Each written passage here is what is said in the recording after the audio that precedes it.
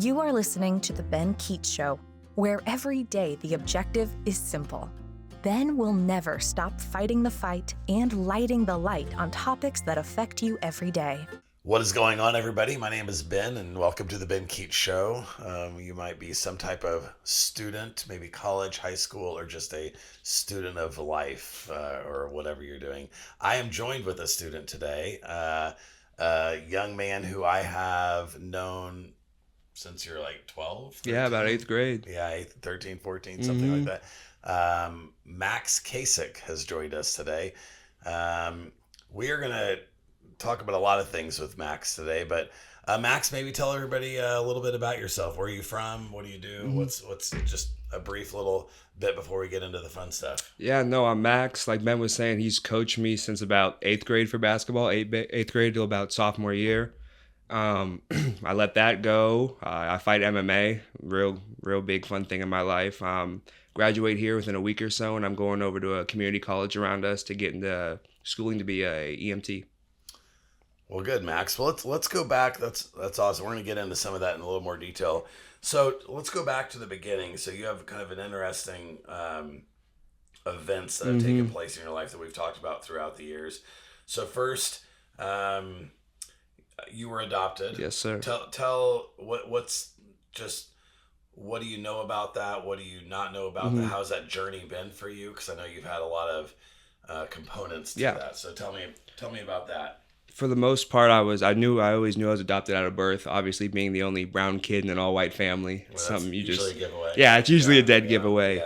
Yeah. Thankfully, my parents always told me and were open to letting me know, where I'd come from, how it all happened, the whole process. So, probably around 5th grade is when the first time I ever made contact with one of those parents, and so okay, I just kind of moved on. How do you find out about them, and what was that conversation like? So I had found out my mom, they'd given me names for both of my birth parents, obviously, and just one day, it was on Thanksgiving break, I'll never remember, my grandparents' house in Iowa. I found my biological father's Facebook page and just decided to just fire off 11-year-old me, 10-year-old me, just decided to fire off this text message. Was way too young to probably do it, but to his biological father. What did he say? What do you say to him? What do you say back? I just kind of told him, I was like, "Hey, sir, I think I'm your son. I have all the all the proof here saying that I am." And his response was probably just a typical one you'd give. He was, are you messing with me? Are you playing around? And then I gave him some more background information. It was like, oh yeah, I am your dad. So okay, so where was your biological mom, or what was the connection, or do you know anything about the process of that? I think it all just came down to that my biological mom, my biological father, they weren't together at the time. Okay. And they were both had been in and out of jail, and I just truly don't believe that they thought they could have taken care of another kid on top of already having my older sister. Okay. So I guess they just ended up coming to a decision to put me up for adoption, and it was thankfully my parents, Scott and Carrie, who they chose. So that's what I know mostly about that. How did they? So they had a say so in that decision to find Scott and Carrie? Yeah. Okay. I guess. How'd that work out? I guess my parents had both always wanted children, and for some sad circumstance, my mom wasn't able to, so they went to adoption. Okay. And I guess within the agency, they had found my birth parents, and they found each other, and they met. They said they had always said they met at some buffet. They met for the first time, and she was pregnant, and I guess everything clicked. Okay. So, have you ever thought through the process of how easy and how a lot of people would have told your biological mom to abort you? Have you ever thought about 100%. that? What do you think about that? How does that kind of mess with you or a little bit? You're thankful, or what do you? I wouldn't say it messes with me. I would say I'm more thankful because I believe in a lot of situations she could have just gone the easier route of, just getting an abortion, forgetting about it. But I'm more than thankful for her believing that she wanted to give me a life, and knowing that the situation she was in probably wasn't the best for a baby to come into. Right. And that she was able to, stand up and make that decision. Yeah. So, I don't want to say give me away, but put me up for adoption. So yeah, I'm not. Some kids my age would maybe be mad at their biological parents for doing that, but me, I'm beyond thankful. That's good. Have you ever met her? I have. Yes. Okay. How's that? It was, I mean, it was just awkward, you could say, awkward, and then things started to go worse as it went on with her, but that's okay. So you're in a good spot. Yeah. So last question about this with Scott and Carrie, what would they like? How would they describe this whole? If they were here, how would they describe this whole experience of adoption and like bringing into their life and just the whole? Obviously, they're thankful too, but what would they? I mean, it's changed their life, right? What would they say? My mom has always said that she was grateful for me in a way because she obviously wasn't able to have children, that she was blessed that I was able to give her that opportunity to be a mother. So they've always consistently always said that they're blessed for me to be able to have me, but they've done amazing. That's about the best I can say is that's perfect. Yeah. Given me anything that they can right. time. So you're playing basketball, a good basketball player. Obviously, we've done a lot of practice. We've had a lot of time together throughout the years.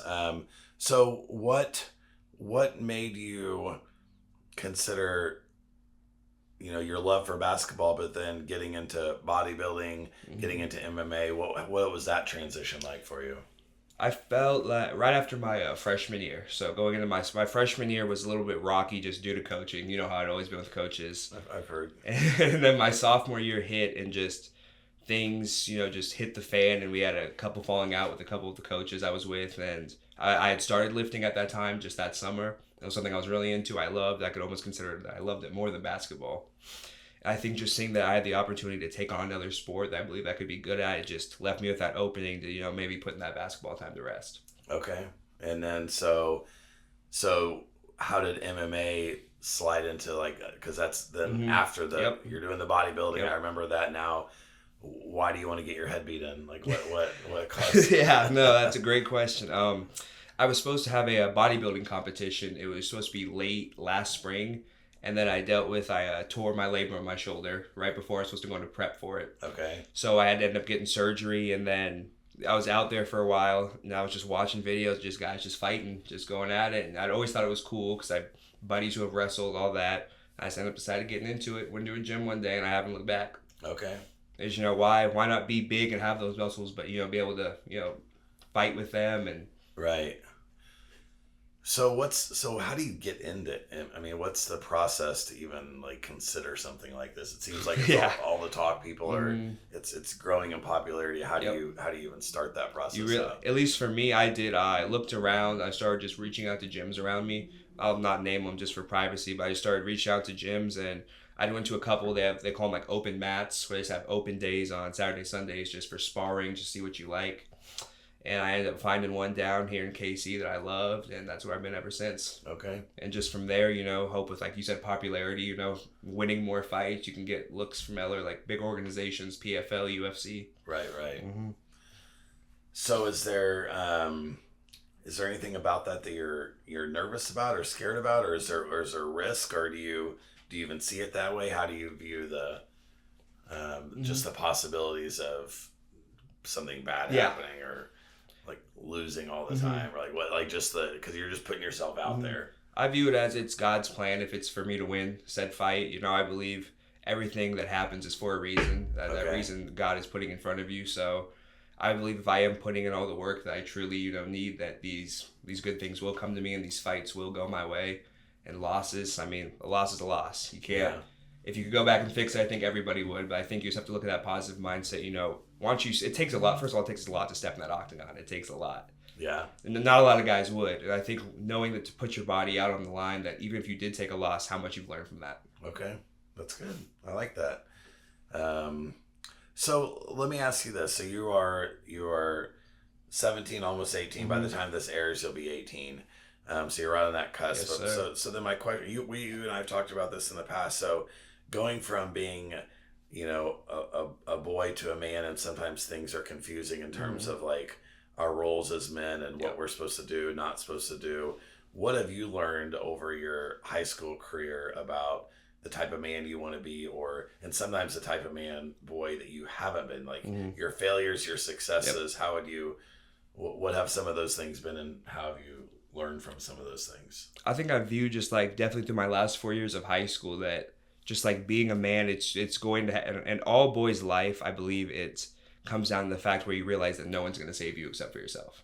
Okay. You can have, your mom, your dad, all these people that do love and care for you around you, coaches, they can help you and they can give you like these opportunities. They can give you words of encouragement, but it doesn't matter if you don't put forth a foot or effort to do it.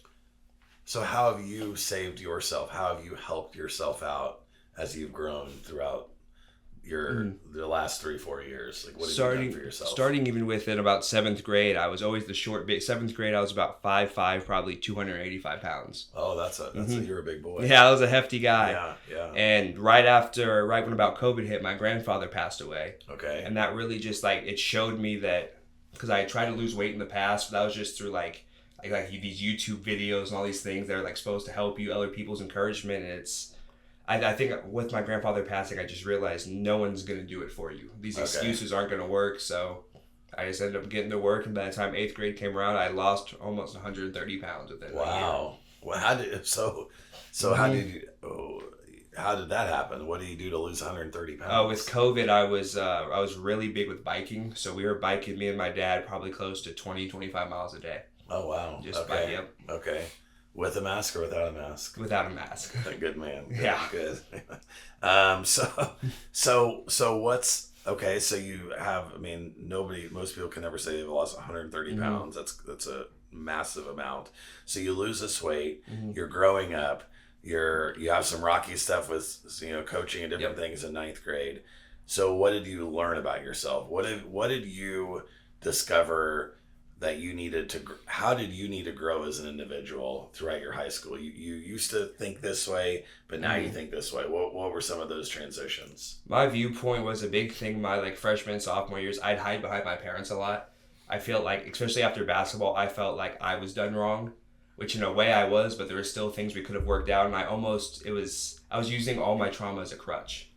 Okay. I was allowing my trauma to further my life and how I thought and everything I did. It's like a victim. Yeah, I had a victim mindset. Okay.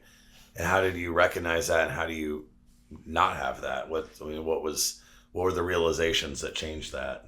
Probably one of the first times I'd gotten into the gym. I was lifting with a bunch of guys who were pro bodybuilders, just these big, massive dudes, and just seeing that really set in my mind where it's it really is only you. There's this victim, you're not gonna get anything done with a victim mindset. If you can sit around as much as you want and complain and feel bad for yourself, but is that really who you want to be?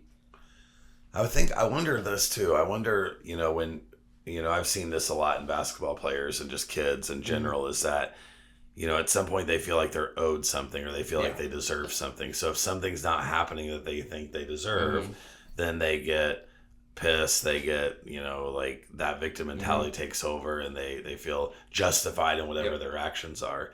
But if you're saying as a teenager, you're now around men who don't care that you're a teenager, who could care less about your little whiny attitude.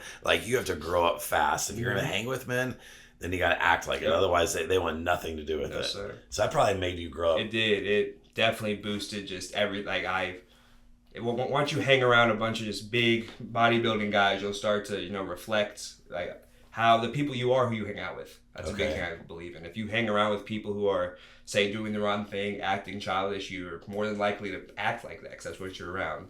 So putting yourself in maybe those uncomfortable situations with grown men, the outcome will be so much better.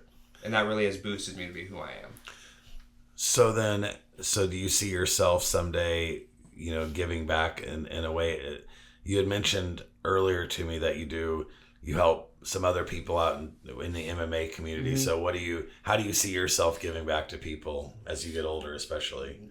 One of my big goals is here, after college and all this, if I hopefully do continue fighting, is being able to open a gym one day for underprivileged youth kids just out of Kansas City where they can train, because some gyms can seem to be really expensive. Right. So just, being able to have a friendly, because getting in there and fighting is a really nerve-wracking thing. Your first practice, it's going to be terrifying. You don't want to get hit, you're scared you're going to look weird, all of that. And I think, especially with money coming with that, it's really expensive to get in some of these gyms. So having an affordable gym where you can have a friendly face, help you, encourage you to continue with the sport is something I'd love to give back to people, because I've had that myself. Oh, that's when you become, popular and this big star someday, you want to look back at this podcast episode. And like, that was when I was like nothing. Well, I was, I didn't have like, brain trauma yet. Like, no, I'm just kidding. I'm just kidding. So you have other ideas besides MMA? What are you going to college for? What do you want to do? I want to be a paramedic or an EMT. Okay. EMT going into paramedic, yeah. What's the difference between the two? I know one's like, explain it for the people that are slow like me. The best way I try to compare it is EMT is more JV to like the varsity of being a paramedic. Paramedic is you're in the back, you're hands-on, you're doing everything. Okay. EMT, I always say you just get to drive fast. You're more the driver. You're still there, first hands, obviously first responder, but it's just not as much hands-on stuff. Gotcha. Being a paramedic it's a whole nother course of schooling you got to go through. Okay. And so that's my goal is to be an EMT for about 4 or 5 months, get all my stuff, and become a paramedic. And you can do all that through a junior college, mostly. Okay. And through the city. 2 more questions for you, Max. Yes, so one question is, you first thinking if there was a lesson that other, boys your age could have, like that you see some of the things they're doing or problems or whatever, like what advice would you give to people your age that sometimes they don't always get it or they don't always see it? You don't have to be somebody else to think you're cool. Like I know a handful of people who will perceive themselves as like they're struggling or they have to be this or that because they think it's like a cool thing. Like you don't have to do that. Okay. Like I know kids who are like even like Overland Park, who great families, great household, who want to act all like gangster and thug. It's like, for what? You have, You have 2 loving parents and a $500,000. Like there's no need to do that. Just be who you are. Right. If you have to be someone different for the people you're around, you probably shouldn't be with them. Okay. I like it. And last question. So someday you may be a dad. You may have your own, you may get married, you have a couple kids. And what are some things maybe in the future that what type of dad do you want to be, and how do you think that looks for you someday? What would be goals in relation to that part of your life? Just to be a hands-on and just be there with my parents, Scott and Carrie. When I was younger, my dad, he was a train conductor, so he wasn't there as much. Nothing against him at all, or he was making money, but just I knew how that felt. Especially having a father is a big thing in a lot of men's lives, especially black and mixed men's life. That makes that'll make or break it. Right. So I think just knowing that I will be able to be there around my kids consistently, just be able to help them build, grow them up. So hopefully they won't end up like the kids I complain about nowadays. Yeah. That's good. I think that having that goal and then understanding that, how to accomplish that by hopefully, getting married and being an amazing husband and finding an amazing wife, mom, and then just building exactly what you said, just building that up. Because, at the end of the day, race is one thing, we're different colors. It means being a man and what kind of a man you are. You can, you can change the world, you can change kids, you can do so many things with that if you have your head screwed on straight. So 100%. Max, it's been a pleasure. Nice to see you. Yes, sir. Yes. Glad to have you on. Folks, we're going to put Max's information in the notes so you can follow him on Instagram and leave him messages, tell him all the hopefully there's something he said that reached you. There's definitely stuff that he said super polished for a 17-year-old, I might add. And I would have been just horrendous at 17 trying to do what Max just did. So good job, Max. Don't forget to subscribe and like and do all the things you're supposed to do on social media. Some of you guys are doing a good job of that, and some of you guys still have work to do. So you know who you are. We're watching you. Big Brother 1984. You understand how this works. Have an amazing day, and we'll see you at the next episode. Bye. Thank you so much for listening. Let's keep the conversation going. You can reach out on Ben's website, www.benkeechshow.com, or on social media to chat. And please remember to subscribe so that you never miss an episode.